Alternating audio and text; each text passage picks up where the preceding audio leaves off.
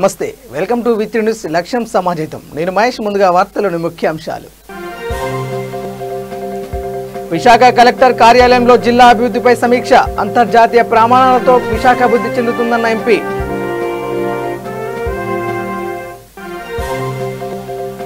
కర్నూలులో ప్రభుత్వ general hospital ఆవరణలో కోవిడ్ సెంటర్ ఏర్పాటు. ఆసుపత్రులు ప్రారంభించిన మంత్రి బుగ్గన రాజేంద్రనాథ్.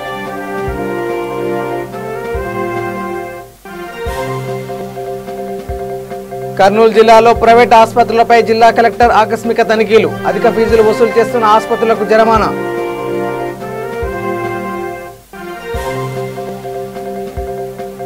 కర్నూలు జిల్లా సున్నిపెంటలో అక్రమ మద్యం స్వాధీనం. 140 కాటన్ బాటిళ్ల మద్యం. 2 వ్యక్తుల అరెస్టు. ఇక డీటెయిల్ చూస్తే విశాఖ కలెక్టర్ కార్యాలయంలో జిల్లా అభివృద్ధి కార్యక్రమాలపై సమీక్ష సమావేశం జరిగింది. సమావేశంలో పాల్గొన్న ఇన్ఛార్జి మంత్రి కన్నబాబు, ఎంపీ విజయసాయిరెడ్డి, మంత్రి అవంతి శ్రీనివాసరావు, మేయర్ హరివెంకట కుమారి, ప్రజాప్రతినిధులు, జిల్లా అధికారులు పలు అంశాలపై చర్చించారు. 98 వార్డులకు అభివృద్ధి ప్రణాళికలు ఏర్పాటు చేస్తున్నామని ఎంపీ విజయసాయిరెడ్డి తెలిపారు. విశాఖలో కైలాసగిరి నుంచి విజయనగరం జిల్లా భోగాపురం వరకు 6 లైన్ల రహదారి నిర్మాణానికి సమగ్ర ప్రాజెక్టు నివేదిక రూపకల్పన జరుగుతుందన్నారు.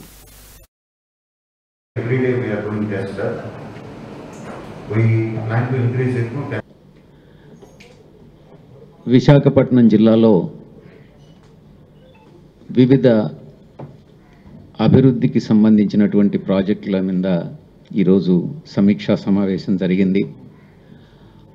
ప్రధానంగా ఇక్కడ విశాఖపట్నంలో ఉన్నటువంటి పార్కుల్ని మనం గత ఎన్నికల్లో ఏదైతే హామీలు ఇచ్చామో ప్రతి వార్డులో కూడా ఉన్నటువంటి పార్కులు, ఉన్నటువంటి వాటర్ బాడీస్ని, ఎక్కడైతే డ్రైనేజెస్ రీటైనింగ్ వాల్స్ అన్ని కొలాప్స్ అయి ఉన్నాయో ఆ రీటైనింగ్ వాల్స్ అన్నిటిని తిరిగి కట్టించడం, ఆ తర్వాత ఈ మురికి నీళ్ళన్నీ కూడా సముద్రంలో కలగకుండా వాటిని ప్యూరిఫికేషన్ ప్లాంట్స్ పెట్టడం, ఇవన్నీ కూడా వివిధ కార్యక్రమాలను చేపట్టడం జరుగుతుంది. ప్రతి వార్డుకి ఉన్నటువంటి 98 వార్డులో వార్డ్ డెవలప్మెంట్ ప్లాన్ అని చెప్పి 98 వార్డులకి ఇంచుమించుగా 98 అభివృద్ధి ప్రణాళికల్ని రూపొందించమని చెప్పి మన గౌరవ ముఖ్యమంత్రి వర్యులు జీవీఎంసీ కమిషనర్ గారిని, కలెక్టర్ గారిని ఆదేశించడం జరిగింది.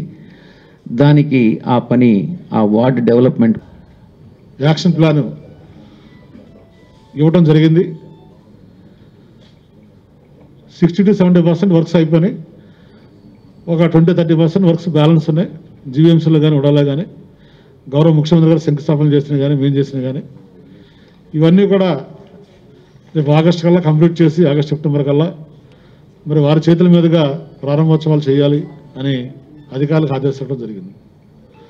వాటితో పాటు ఈ రోజున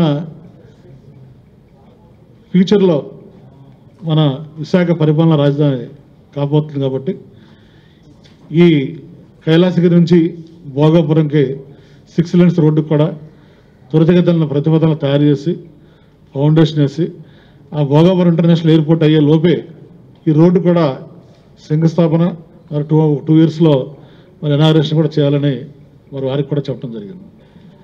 అందరికీ నమస్కారం.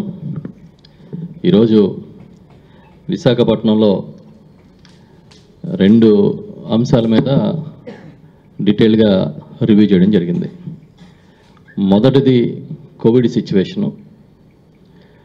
రాష్ట్రంలో ఏ విధంగా ఈ కోవిడ్ నియంత్రణ జరుగుతుంది, దానిలో భాగంగా మన విశాఖపట్నంలో ఎలా కోవిడ్ నియంత్రణ జరుగుతుంది, ఇంకా ఏమేం చర్యలు తీసుకున్న దాని మీద చాలా డీటెయిల్గా డిస్కస్ చేసాం.